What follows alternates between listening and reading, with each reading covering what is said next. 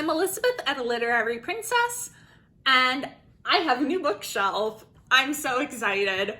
So my fiance's grandfather made this bookshelf for me. Yes, designed it, did the woodworking, did the staining, made it for me.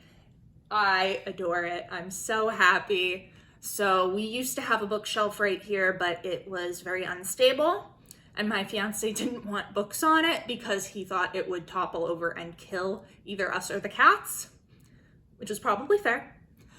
So it was just covered in magic cards because that's my fiance's big hobby, or one of them, and like just kind of crap, really. So I never wanted to use it as a background because it was ugly.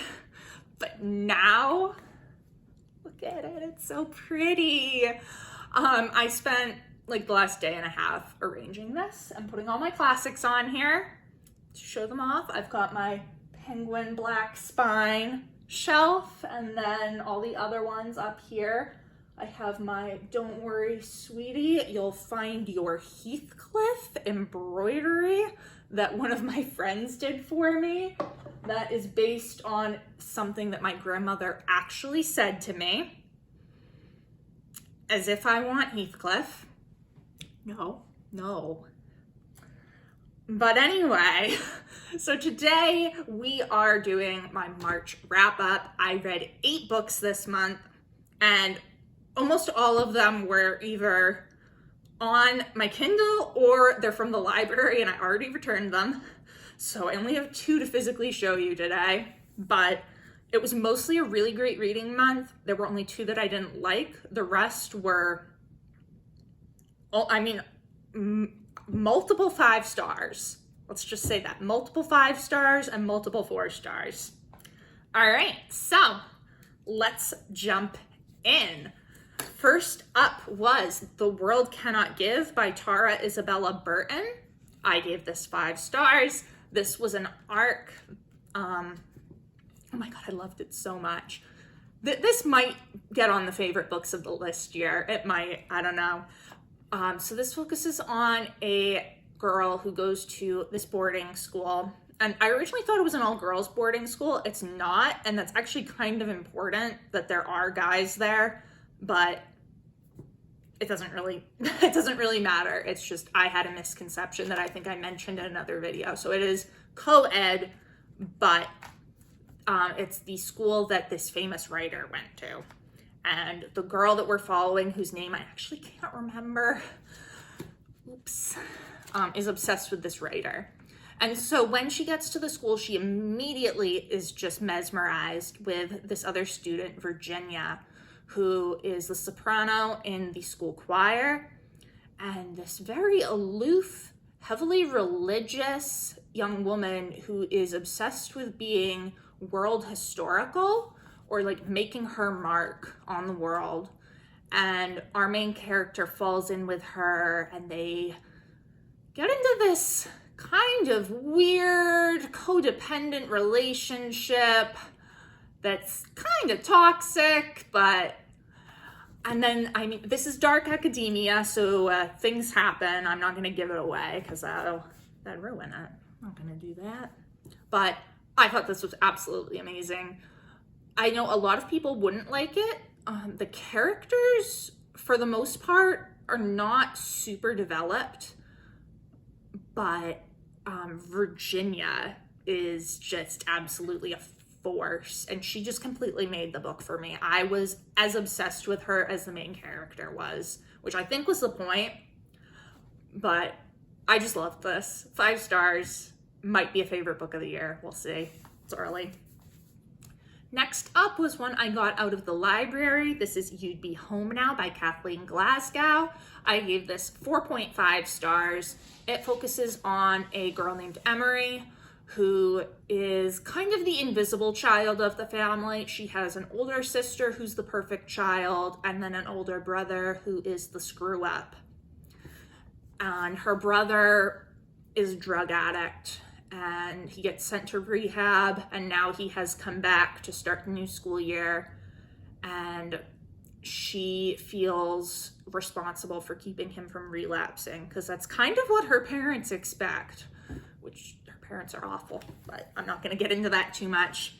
I absolutely adored this. I found it very relatable and very realistic. I have 2 older brothers who are drug addicts, so I very much related to Emery. I know exactly what it feels like to be the invisible child, because the ones getting in trouble are getting all the attention. It was like I was reading about myself, which was a strange experience. It was kind of disconcerting, but it was also comforting. I found a lot of comfort in this book because the message overall is very positive, that people can change, and it really highlights that addiction is a disease, but it's a disease that can be overcome. But what else to say about this book? So yeah, I found it really comforting, and it's a book that I would have loved to have had in high school. Like, I don't know if you can hear weird giggling, but that's people in the hallway. I don't know what could have possibly been that funny. Anyway, yeah, I would have found it very comforting to have had in high school, so I hope that this can get to the kids that need it. But yeah, it was fantastic. Highly recommend. Next up was one of the few physical books I have to show you. This is The Woman in White by Wilkie Collins. Oh my God, this is a new favorite Victorian novel. Like, I think this definitely just bumped Tess of the D'Urbervilles off of my top Victorian novels. It might, you know what? I think it bumped not Middlemarch. It bumped Mill of the Floss off too. I think this is like right up there with the Brontes for my favorite Victorian novels. This was so much fun. So this is a Gothic book, but it's also realist. So it says on the back, psychological realism. So there's a mystery, and it's kind of a thriller. You don't know what's going on for a while. It's so good. How to describe what it's about. So this man, Walter Hartwright, is a drawing master, and while he's walking around London one day, he comes upon this woman in a white dress who asks for his help. And then from there, he gets pulled into this whole drama. He meets these 2 sisters, Laura Fairley and Marion Halcombe.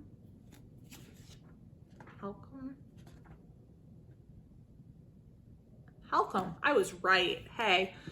And he falls in love with Laura, but Laura is engaged to marry Sir Percival Glyde.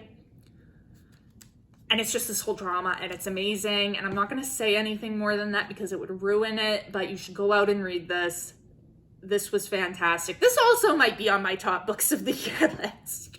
I have a very hard time believing that there could be a book to top this, but we'll see. All right. And now we have one that I didn't like. This is Disorientation by Elaine Shea Chu. Yes, I finished it. It took me 59 days. That is 2 more days than it took me to read Vanity Fair. And it's about 250 pages longer than Vanity Fair. And whereas Vanity Fair I enjoyed, it just took me a long time to read because it's long. This I did not enjoy. So it follows Ingrid, who is a Taiwanese American woman getting her PhD in East Asian Studies, writing her dissertation on this Chinese poet that taught at her school. And she's in her 8th year of her PhD, which, okay, you know what? Things happen, except she has nothing done. By your 8th year, you should be finishing your dissertation. She has nothing written. But you know what? I came into this book really wanting to love it. I wanted to love it so much because I enjoy reading books about PhD students, because I am one. And I came in ready to relate to Ingrid, because getting a PhD sucks. It's terrible. I am so stressed all the time. There is so much work to do. Plus, like, normal life things like having a house and a relationship and grocery shopping and taking care of animals and trying to keep up with your family.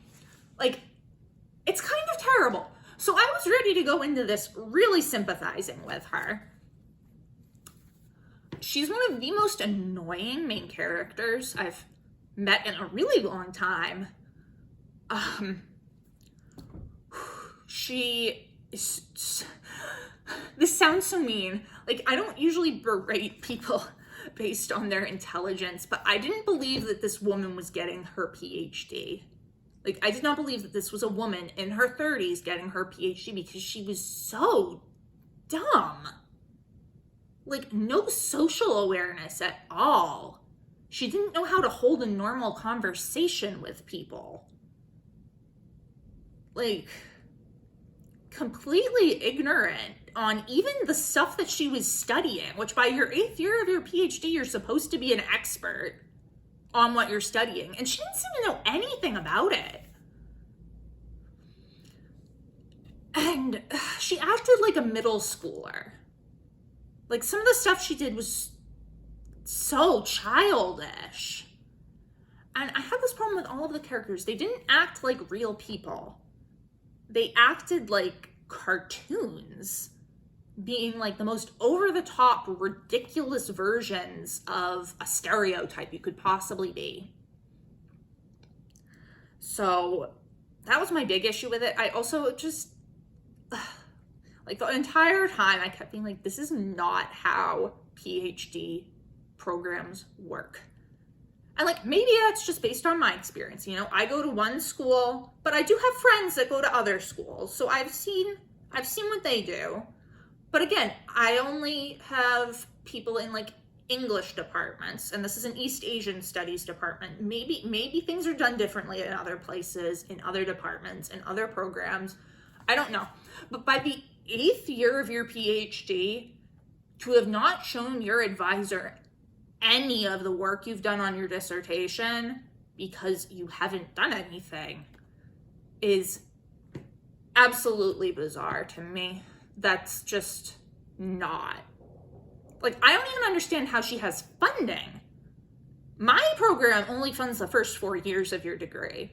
And then the 5th year you can apply for funding, and if you get it, good for you. And if you don't, people will probably try to help you find something through, like, teaching. But other programs, like, fund you for the full 5 years. But 8 years? 8 years? Where is she getting the money? Is what I want to know. So, obviously, I had a lot of issues with this. It started good. Like, it started out with some social commentary and some satire, and I was like, okay. And then it just... And the ending was really bad. So yeah, I gave this 2 stars. And I mean, after that rant, I feel like that's kind of generous. But I don't like giving books bad reviews. I want to like the books I read. And I really wanted to like this book. But I didn't. I just couldn't. Anyway, on to some stuff that I actually did like. I've got Heartstopper Volume 2 by Alice Oseman, and then also Heartstopper Volume 3. I gave both of these 5 stars. These are this most adorable young adult graphic novel series. I've actually read most of these before on Tumblr, just out of order. And reading a series in order is a good idea. Who would have thought? But there is actually some stuff in there that I hadn't seen before, so that I just missed on Tumblr. But this focuses on Nick and Charlie, who are 2 high school boys in England, and they are falling in love and navigating their relationship in high school. And it's just really sweet, and I really love it. And it's so good, and it was just what I needed after reading something that I did not really like.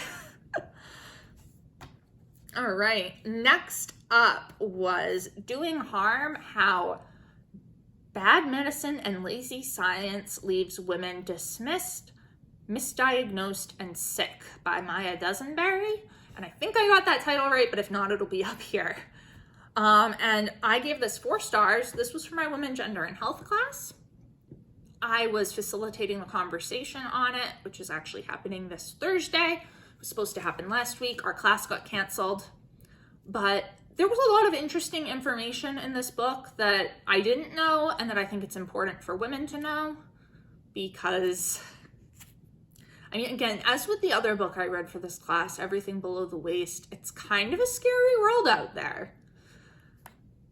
And people are getting misdiagnosed and ignored and treated not well by medical professionals. It's kind of scary. It's extremely scary. I shouldn't even say kind of. It's terrifying.